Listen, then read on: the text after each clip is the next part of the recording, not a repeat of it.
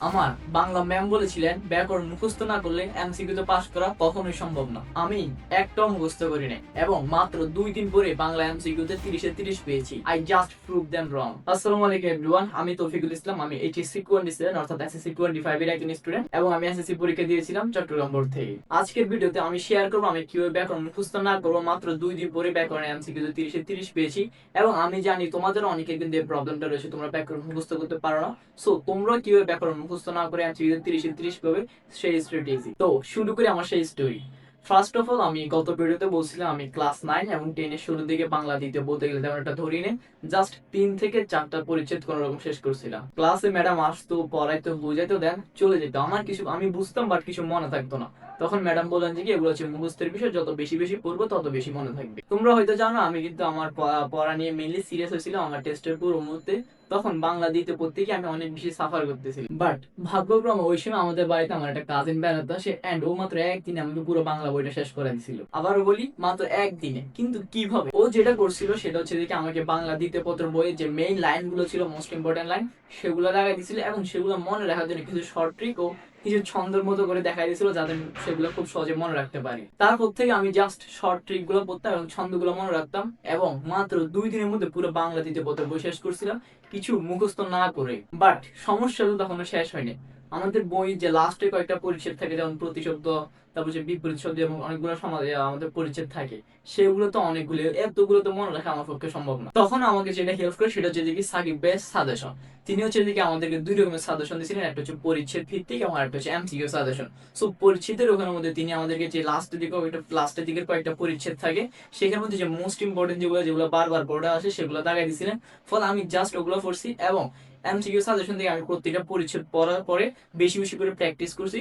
ফলে আমি সেই এমসিকিউ সাজেশন পড়ার মাধ্যমে কিন্তু আমার এই পরিচ্ছেদগুলো খুব সুন্দরভাবে ক্লিয়ার করে ফেলছি।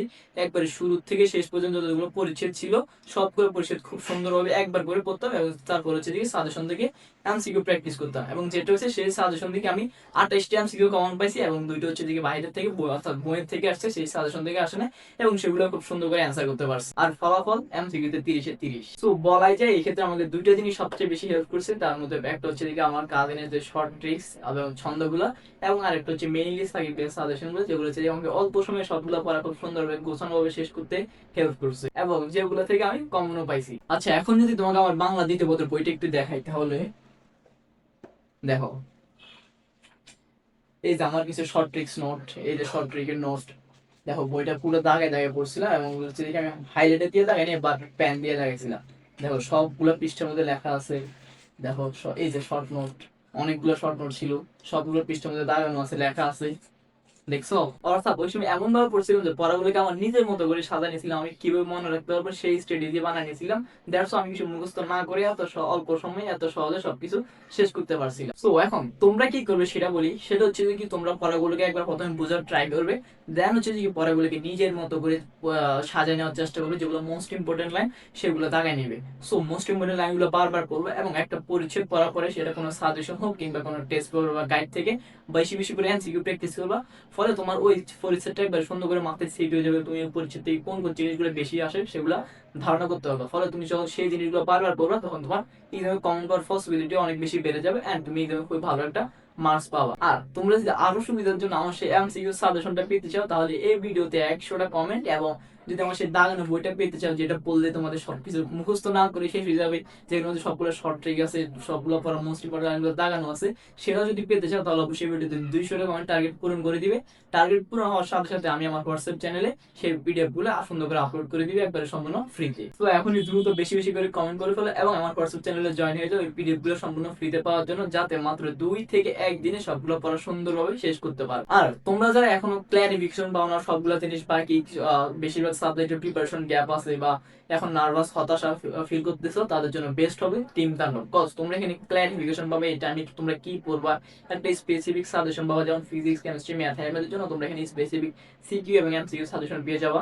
যেমন এখানে জেনারেল ম্যাথের জন্য জাস্ট 29টা সিকিউ, হায়ার ম্যাথের জন্য 41টা সিকিউ, ফিজিক্সের জন্য 58টা সিকিউ, সেম এজ কেমিস্ট্রি। আর এমসিকিউ এর জন্য হচ্ছে মোস্ট ইম্পর্টেন্ট যে এমসিকিউ সেগুলো টাইপ ওয়াইজ পেয়ে যাবে এবং সেগুলো থেকে ইনশাআল্লাহ শিওর কমন আসবে। সো তোমরা যদি নিজেদের পড়াগুলো এখন থেকে গোছায় নিতে চাও, তাহলে অবশ্যই টিম তান্ডব এনরোল করো। টিম তান্ডব সম্পর্কে বিস্তারিত জানতে এবং এনরোল করতে আমার ডেসক্রিপশনে এবং কমেন্ট বক্সে দাও সায়েন্স ব্যাগের ফেসবুক পেজে এখনই মেসেজ দাও। আর হ্যাঁ, আমার হোয়াটসঅ্যাপ চ্যানেলের লিংকও কিন্তু আমার ডেসক্রিপশন এবং কমেন্ট বক্সে দেওয়া থাকবে। তো এই ছিল আজকের ভিডিও। যদি এই ভিডিও নিয়ে তোমার কোনো কনফিউশন থাকে বা কোনো কোয়েশ্চেন থাকে তাহলে অবশ্যই সেটা কমেন্ট করবে, আমি তোমার কমেন্টে রিপ্লাই দেবো। আর যদি ভিডিওটা ভালো লেগে থাকে বা তোমাদের জন্য হেল্পফুল মনে হয় তাহলে অবশ্যই ভিডিওকে একটা লাইক এবং চ্যানেলটিকে সাবস্ক্রাইব করে দিবে, কারণ পরীক্ষার সময় কিন্তু আরো জোস জোস ভিডিও আসতেছে, কিভাবে সবগুলো পড়াশোনা করে রিভিশন দিবে, আর অনেক জোস ভিডিও আসতেছে। সো এখনই সাবস্ক্রাইব করে দাও আর ভিডিওটিকে অবশ্যই বন্ধুদের সাথে শেয়ার করে দাও যাতে তারাও হেল্পফুল হয়।